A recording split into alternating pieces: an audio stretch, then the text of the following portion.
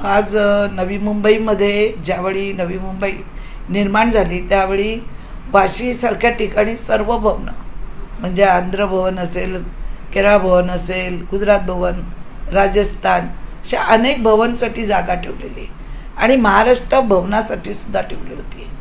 पण काही काळ रोडला लोक म्हणायचे महाराष्ट्र भवनाचं काय काम आहे.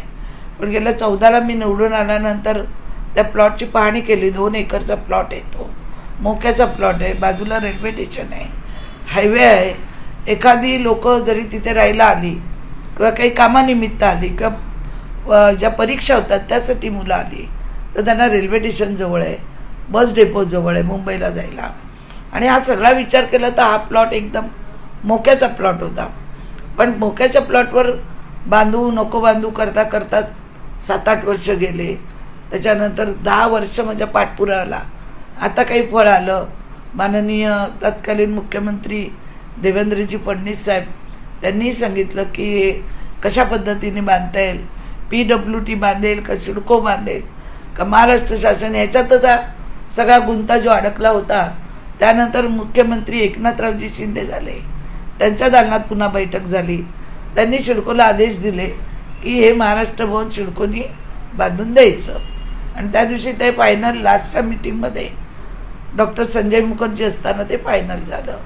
त्याच्यानंतर ते सगळं काम चालू केलं, स्टार्ट बनवणं, त्याचा आराखडा, त्याची इमारत कशी असेल, रूम कशी असतील, कुठे काय काय असेल, सगळं ते पार्किंग कशी असेल. ते आता काल परवा पुन्हा अजितदादा पवार उपमुख्यमंत्री यांच्या दालनात मीटिंग झाली. दादांनी सगळं प्लॅन बघितलं. सगळं आपण तिथे मंत्र्यांबरोबर येणारे कर्मचारी ड्रायव्हरला सुद्धा रूम ठेवलेले आहेत, एक विंग वेगळी ठेवलेली आहे. तर काय होतं, आपण भरपूर बनवतो पण त्यांच्यावर जे पाहुणे येतात कोणी त्यांना रूम नसते. तिथे महाराष्ट्र फूड मिळेल, सगळं मिळेल.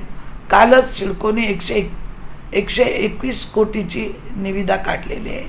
आणि या महिन्यामध्ये मी गेल्या वेळी सांगितल्याप्रमाणे की ऑगस्टमध्ये ते निविदाचं हे करून ताबडतोब आम्ही भूमिपूजन घेऊन कामाला सुरुवात करणार आहोत. पुतळे पण उभारले जाणार आहेत. आता प्रथम दर्शनी या स्वराज्याचे, हिंदवी स्वराज्याचे सर्व आदरणीय छत्रपती शिवाजी महाराज यांचा प्रथम दर्शनी पुतळा, जसं महाराष्ट्र भवन दिल्लीत बनवलं आहे त्याचप्रमाणे पण आम्ही पुतळे न ठेवता त्यांच्या मोठ्या मोठ्या फ्रेम बनवून सगळ्या चांगल्या पद्धतीने, कारण ते पुतळ्यांवर काय होतं, मग घाण पडते, त्या पुतळ्याचा अपमान होतो, लोकांचा अपमान होतो, समाजाचा अपमान होतो.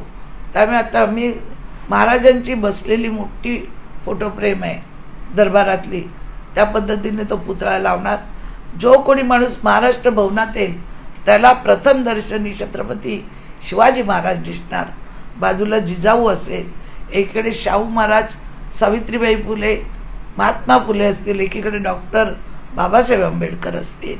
अशा पद्धतीने जे बाहेर लॉबी मोठी होते त्याच्यामध्ये असतील. त्यामुळे स्वच्छता ठेवता येईल, त्यांची सुंदरता राखण्यात येईल. आणि असे हे पुतळे महाराष्ट्राची शान आहे ते त्याच्यात ठेवले जातील. त्यानंतर तिथे आपण फूड प्लाझा ठेवतोय महाराष्ट्र भवनमध्ये. जसं महाराष्ट्र मोदक असतील, पुरणपोळी असेल, जे महाराष्ट्राचं खाद्यपदार्थ आहे, मोठे हॉल ठेवलेत आपण. लग्न कार्य, तुमची जी पाहुणे येतील त्यांना राहण्यासाठी रूम, काही VIP रूम आहेत, काही बिन VIP आहेत, कमी रेटवाले. अशा पद्धतीने मोठे आपण हॉल ठेवले आहेत. त्यात पार्टिशन टाकून पाहिजे तितकं हॉल. आज तुम्ही बघा ना, मुंबईमध्ये हॉल मिळत नाहीत, रूम मिळत नाहीत, त्या हॉटेलला जावं लागतं, ते दिवसाला 10,000 भाडं लागतं.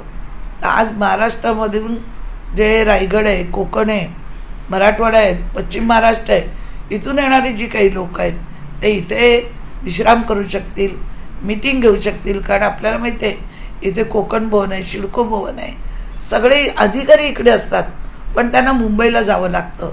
तर महाराष्ट्र भवनाचा हा सुद्धा एक फायदा अधिकारी वर्गांना होणार आहे. कोविडमध्ये बघितलं आपण, रूम नव्हते अधिकाऱ्यांना राहायला, तर आपण हॉटेलला केलं. त्याच्यामुळे महाराष्ट्र भवनाचा हा फार मोठा प्रकल्प हा माझ्या प्रयत्नाने होत आहे. त्याचा मला जीवनात खूप एक मोठा आनंद वाटत आहे. की मी काहीतरी आमदार झाल्यावर एक महाराष्ट्रातलं महाराष्ट्र भवन जे बघण्यासारखं असेल, लोक बघायला सुद्धा येतील अशा पद्धतीने ते आम्ही बनवणार आहोत. एबीपी माझा, उघडा डोळे बघा नीट.